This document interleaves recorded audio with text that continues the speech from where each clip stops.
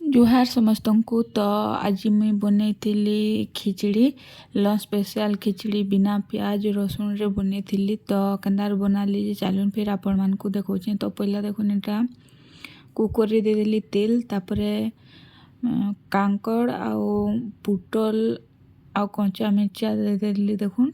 तापरे भल से टिके ढापी ढापी करी पुटल कांकड़ के भाजमा।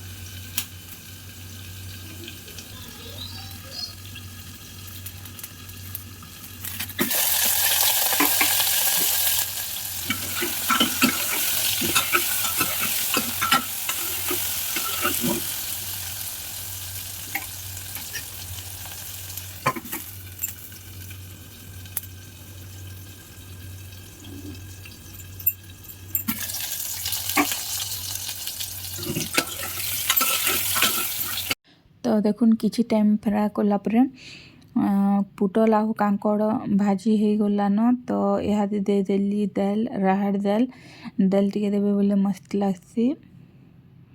तो दाल के बोल से धुए धुआ कर दे देली 5 मिनट आगुरु ताकि पानी रे बुतरे देथिली। तापरे एबे बोल से धुई करी दे देली कुकर रे।